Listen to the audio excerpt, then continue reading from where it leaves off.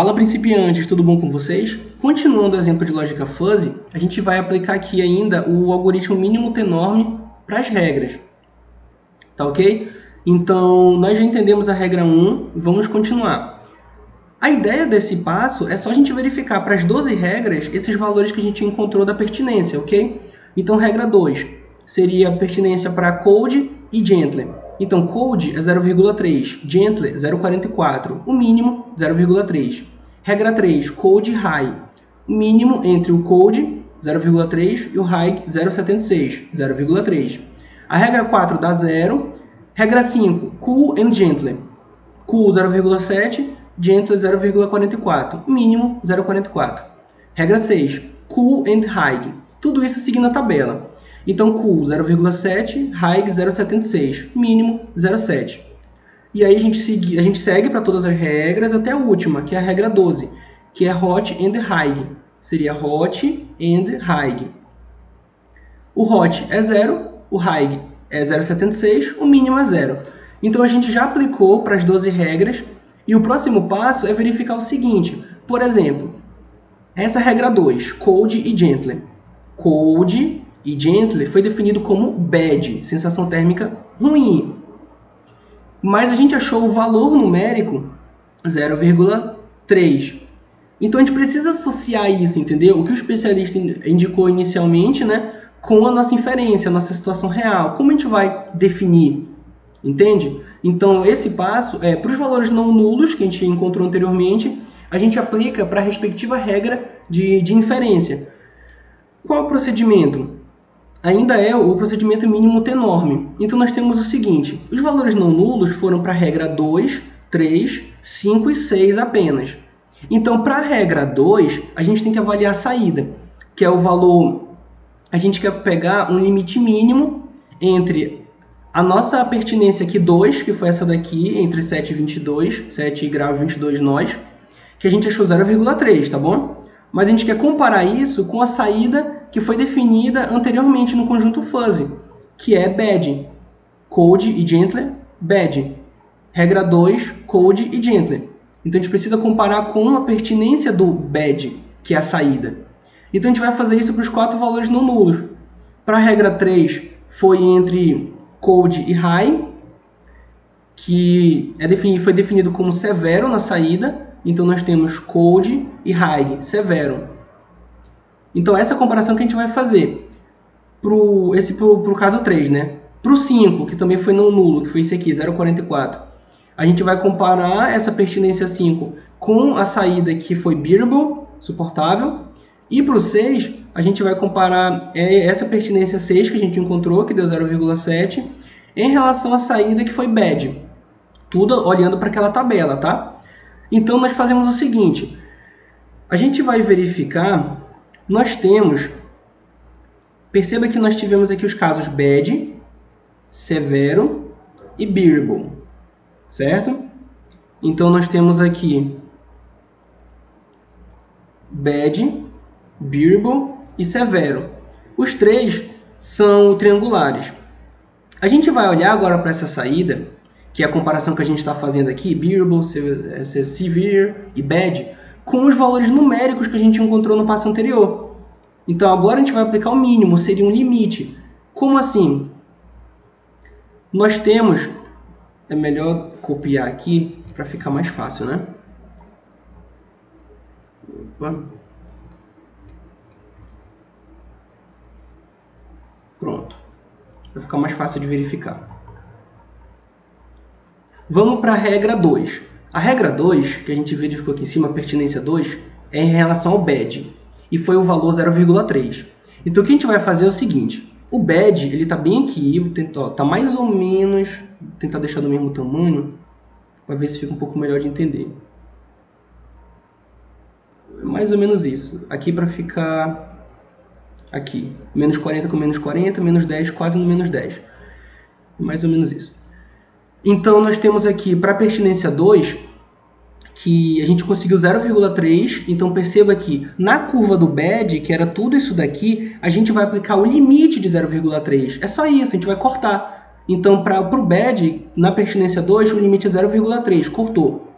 Esse Mi2 e esse Mi6 são iguais, no sentido que os dois estão associados a bad. O 2 está no bad e o 6 também. Só foi dado uma pequena diferença aqui para não ficar um em cima do outro, né? Então, tem uma pequena diferença aqui. A gente só arrastou um pouco esse Mi2 para não ficar em cima do Mi6, mas são iguais. Então, o Mi6 também é bad. E qual é o limite dele? O limite do Mi6 foi aqui 0,7. Então, nesse caso, a gente vai cortar essa curva aqui do bad em 0,7, que foi esse corte bem aqui. Então, é basicamente isso, pessoal. Então, nós temos aqui, por exemplo, os outros casos. Nós temos severe, severo, para o 3. O 3 a gente conseguiu 0,3. Então, cadê o severo? É essa triangular aqui, a gente corta em 0,3, que é isso aqui o corte. Ok? É bem simples. E qual é o 5? O 5 foi 0,44 e está relacionado com bearable, suportável. Então, o bearable é esse triangular aqui, a gente vai cortar em 0,44. Que é justamente aqui, olha, esse Mi5 cortado em 0,44. Então, nesse passo, a gente compara os valores aqui que a gente encontrou da aplicação da inferência na regra e aplica um limite, né, um valor mínimo. A gente aplica a regra mínima, a gente impõe um limite entre esse valor que a gente achou e o que de fato estava na tabela. Então, a gente olha os conjuntos da saída e a gente corta, né, com esses limites que a gente achou. É basicamente isso que a gente faz. E agora, nós já temos... Opa! Apagar aqui.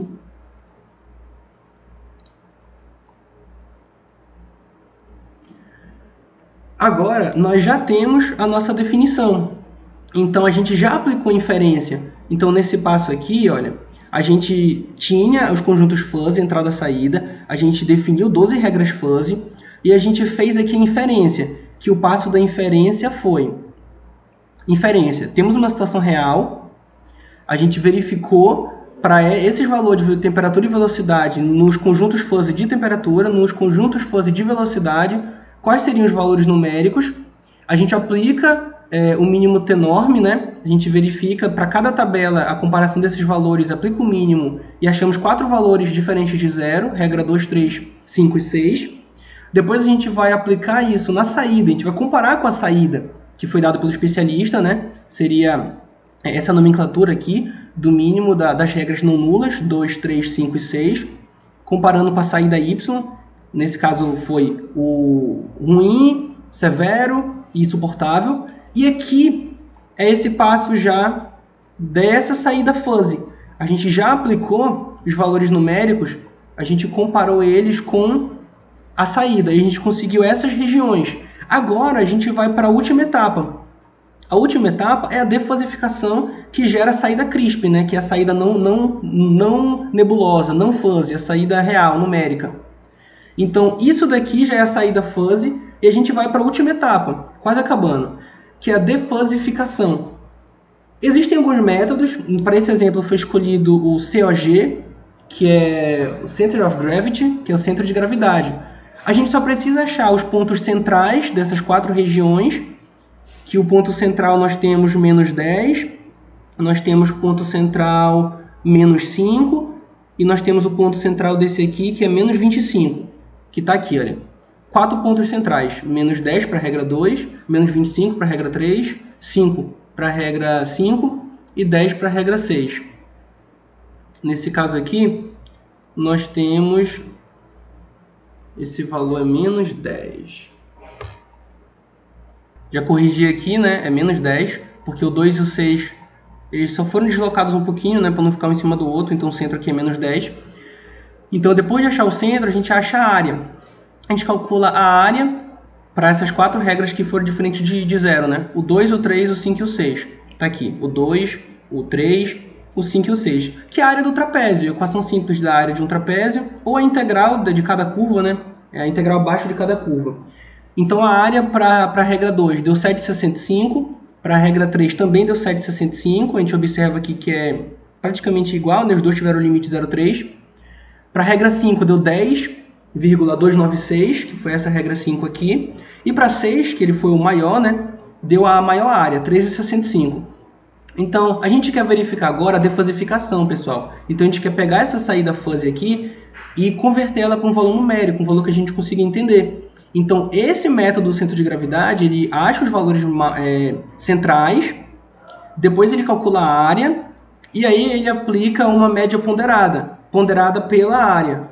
Então, seria o valor do primeiro centro vezes a respectiva área, aqui da regra 2, ó, menos 10 vezes 765, somado com o da regra 3, menos 25, vezes a área da regra 3, 765, e a gente vai seguindo. Depois o 5 vezes o 5 aqui, o centro vezes a área, depois do centro do 6 vezes a área do 6.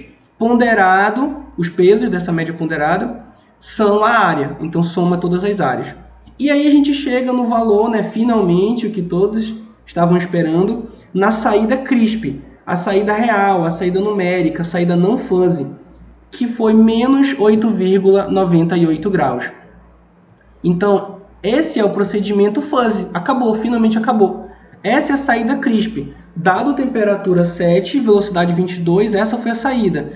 Então, resumindo, para a gente não se perder, assim, a sensação térmica para uma temperatura de 7 graus Celsius e uma velocidade do vento de 22 nós, calculada utilizando a base de regras e conjuntos difusos especificados pelo especialista, por quem domina a área, essa área de estudo, utilizando a norma mínima T e a defasificação COG, que é o Center of Gravity, centro de gravidade, foi de menos 8,9887 graus Celsius. Essa é a saída de todo o sistema fuzzy que a gente construiu. E nós podemos plotar, vocês podem perguntar, bom, mas isso foi para um caso de temperatura 7 e velocidade 22, mas eu podia usar outro valor. Como a gente verifica isso? A gente plota essa curva, que é a característica entrada versus saída, para o exemplo descrito. Então, nesse gráfico, não se assustem, nós temos o seguinte, a temperatura e a velocidade do vento para todas aquelas situações de sensação térmica. Então, perceba que nos gráficos apresentados, nós temos uma variação de temperatura de menos 5 a 35 graus, uma variação de velocidade do vento de 0 nós até 30 nós, e nós temos uma variação aqui na sensação térmica de menos 40 a 50 graus Celsius. Então, é isso que a curva faz. Ele aplica várias inferências. E se a temperatura for 6? E se a velocidade do vento for 21? E se a temperatura for 5,5? E a velocidade do vento for 20,3. Então, ele aplica todos esses casos e plota essa curva. E a gente pode inferir várias coisas dela. Por exemplo, se a temperatura for baixa, aqui está se aproximando aqui de menos 5 graus, e a velocidade do vento for baixa, a velocidade do vento for alta, se aproximando aqui de 30 nós, nós temos essa região. Então, a sensação térmica está associada a valores muito baixos de temperatura, menos 25 graus, por exemplo. Mantendo a temperatura bem baixa e diminuindo a velocidade do vento, a gente vai para esse sentido aqui do gráfico. Então, a gente vai para essa região que é uma sensação térmica mediana, ali de 10 graus, está mediano.